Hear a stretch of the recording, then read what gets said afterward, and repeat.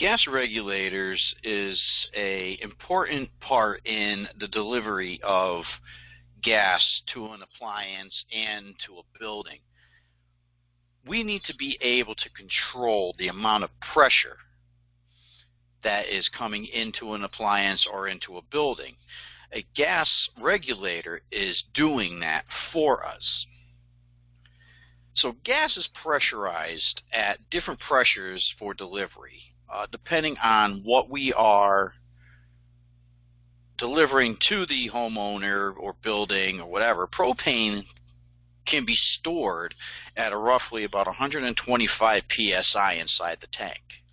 Okay, we do not want 125 psi being delivered directly to a gas-fired appliance. That can be pretty detrimental to the appliance and to the home or business.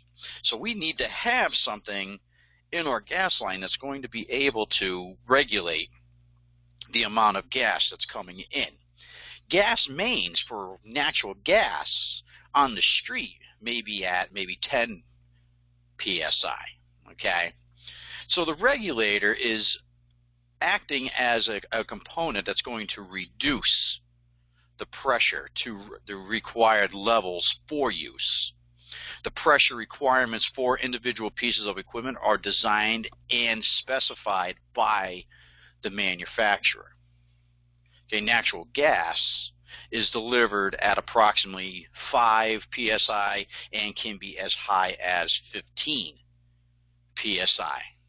Okay, so that's what we're talking about with pressure coming in to a building or home when we're dealing with natural gas. We can have anywhere between 5 and 15 psi of natural gas entering a home. We do not want 15 or 5 or 15 psi coming to a natural gas furnace. So a typical burner that is operating off of natural gas is going to have a manifold pressure of about 3.5 inches of water column, 3.5 inches WC. The pressure may need to be reduced twice in some cases, once at the meter outside the home and then once at the appliance to prevent any sort of fluctuations. So when you are doing an install or even doing a service call on a natural gas appliance, it is really good practice to actually trace out the gas line to see what you have in that gas line that is being used to regulate the gas pressure. A lot of times what you'll see is you'll go outside the home, you'll see the gas meter, and right outside the gas meter before the gas line enters the home, you're going to see a gas regulator. That gas regulator is regulating the pressure from the street into the home. And in some cases, you may actually trace out that gas line even further, and you may find another gas regulator. That gas regulator is now taking the pressure that is now inside the home and reducing it down to our manifold pressure, and that is usually going to be around 3.5 inches of mercury, or 3.5 inches of water column, for natural gas. There's a couple of components inside that gas regulator that's doing all of the work, but the main components on this is going to be the diaphragm, the spring, the adjustment screw, the valve, and the seat. So you can see on this diagram here of what really the internals of a gas regulator looks like. The diaphragm really is nothing more than like a rubber seat, or like a rubber disc that really separates the adjustment screw and spring from the actual internals of the gas valve. So really how this actually works is the diaphragm separates that spring and adjustment screw from your outlet gas and low pressure. So when the gas leaves the regulator, it meets resistance from the burner orifices. Then the resistance causes pressure to build up on that diaphragm itself. So as it reaches the set point, the diaphragm lifts the valve, closing it. And when the gas valve is open, the regulator will not close completely, and therefore it's going to meter the gas at a set pressure. Okay, we can set that pressure by adjusting the spring. So when the gas valve closes, the regulator will close since there is no more flow of gas going through. The adjustment for a gas regulator is actually under the vent cap. Okay, when we turn the adjustment screw on a regulator, if we turn it clockwise, we actually are increasing the spring pressure. And when we increase that spring pressure, we are now going to increase the outlet pressure that is coming out of the regulator. By turning it the opposite way or counterclockwise, we are now going to decrease the spring pressure. And when we decrease the spring pressure, we are now decreasing the pressure that is coming out of the regulator.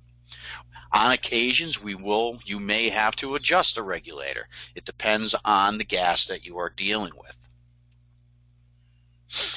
LP tanks use different types of regulators than natural gas, because remember, natural gas is lighter, propane is much heavier. So we're going to need a gas regulator that is equipped to handle propane. Okay, the pressure in a tank can be over 125 psig. Remember, natural gas can only be, what, 5 to 15 psi? Propane can be 125 psi when it's the tank, inside the tank, especially if that tank is baking in the sun sometimes. So we got to have a regulator that's going to be able to handle that increased pressure. Okay, the pressures must be reduced down to 11 inches of water column for use by equipment before entering the building. Okay, so that's what a regulator is doing for propane. Natural gas operates at 3.5 inches of water column. Propane is going to operate at a manifold pressure of around 11 inches of water column. The first lowers the pressure to 5 psig at the tank outlet. Again, you just might happen to run into multiple regulators on a gas line, so it's always good to go and look and see what you have. That second gas regulator will now take that 5 psig or whatever it is that's coming in and now reduce it down to the 11 inches of water column before it now enters the building. We want to make sure that we have a safe gas pressure entering a building, because we do not want to have anything detrimental to happen, especially if we run into a gas leak. Okay, so we need to be able to have regulation in our gas lines to make sure that we are operating efficiently. This provides a consistent pressure as the tank pressures change with temperature. Remember, everything in this industry, temperature and pressure will coincide with each other. The warmer it is outside, the higher the pressure it's going to be inside the tank. Some regulators vent through the vent cap over the adjustment screw. These regulators are sometimes installed near the equipment and vent into a standing pilot. And if the gas leaks past through the diaphragm, the pilot is going to burn it off. We don't necessarily see that too often anymore because we're steering away from standard efficiency type furnaces. But your older style, maybe standing pilot furnace, may have a vent line that is connected from the gas regulator into the furnace itself. So in the event of any sort of leakage that's happening, that's bypassing or going through the regulator, it's going to go into the furnace and it's going to burn off. Okay, if the regulator is mounted away from the furnace but still inside, you need to vent it outside.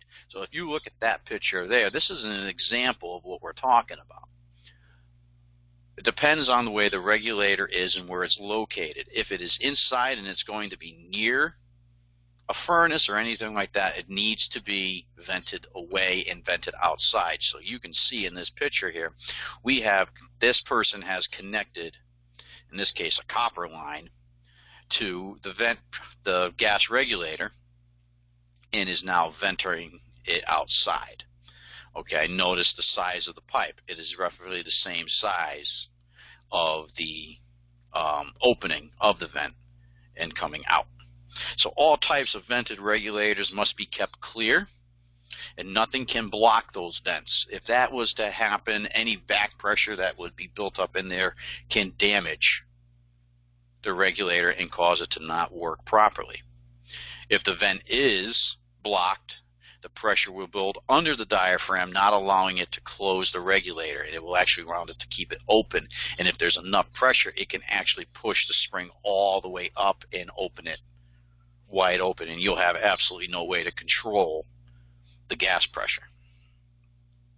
Okay, the regulator will then not be able to maintain the reduced pressure, and if the regulator is not operating correctly, you need to check the vent first, as it is likely blocked. Okay, when you have to be checking regulators, check the vents on any regulator that is there. Bees love to make nests inside the vent. Dirt, debris.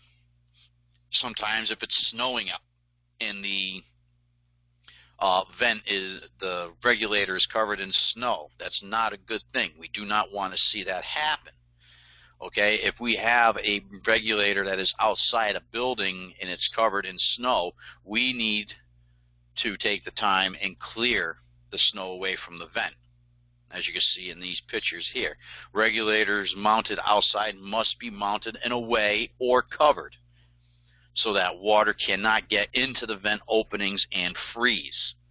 Okay, anytime a regulator is going to be outside, the vent needs to be facing down.